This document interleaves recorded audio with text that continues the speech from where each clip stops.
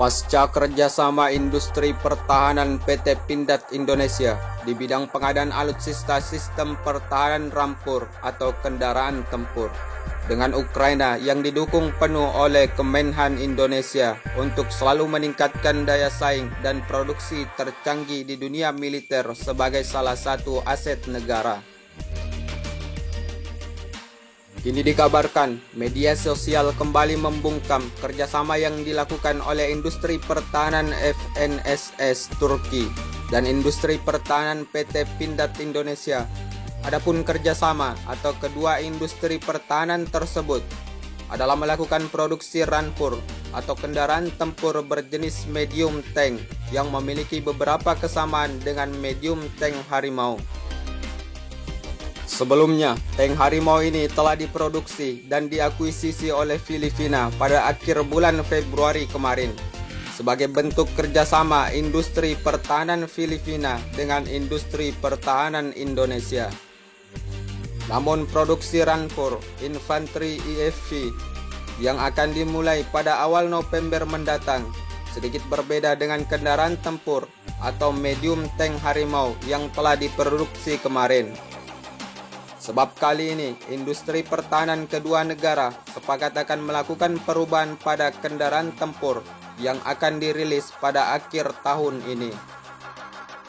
Adapun perbedaan rampur medium tank Harimau yang akan dirilis oleh industri PT Pindad Indonesia dan industri pertahanan Turki yaitu FNSS adalah melakukan perubahan pada posisi penempatan mesin diesel yang digunakan pada rampur medium tank AVC, sehingga untuk posisi penempatan penumpangnya akan berada di belakang sehingga sedikit aman ketika berhadapan dengan musuh di medan pertempuran. Selain itu, kedua industri pertahanan yang melakukan kemitraan di dalam produksi rampur sepakat untuk menggunakan roda atau ban dengan menggunakan rantai yang berbeda dari beberapa medium tank Harimau yang telah diproduksi oleh PT Pindad sebelumnya.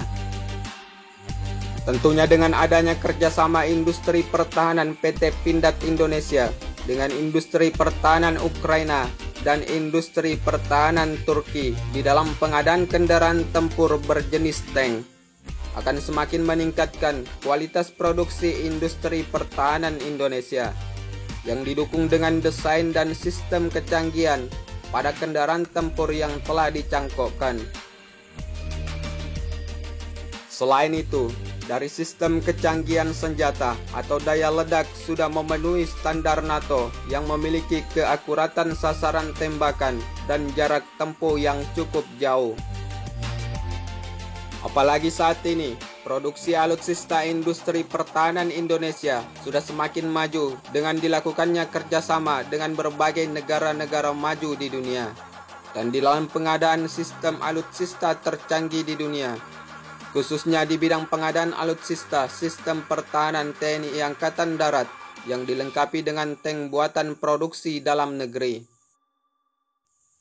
Jika kita lihat saat ini, industri pengadaan alutsista pertahanan darat dan laut Indonesia sudah mampu terpenuhi secara bertahap dari produksi anak bangsa sendiri. Sebab PT PAL Indonesia sendiri sudah mampu membuat kapal perang berjenis kelas dan bahkan telah berhasil menjualnya ke berbagai negara di dunia.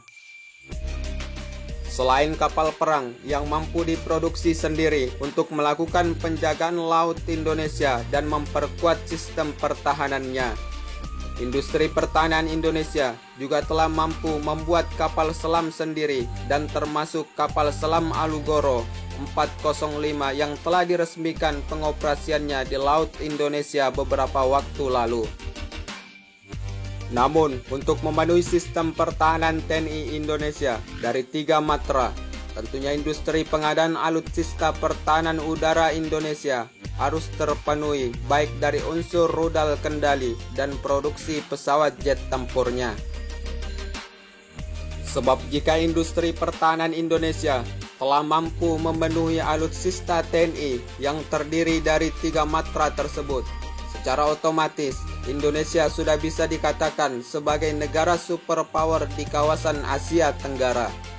Sebab dari sisi penduduk dan sumber daya alamnya, sebagai bahan produksi sudah sangat mendukung. Saat ini, Indonesia hanya membutuhkan pemerintah yang cerdas dan masyarakat yang cerdas demi terwujudnya Indonesia maju dan disegani di dunia.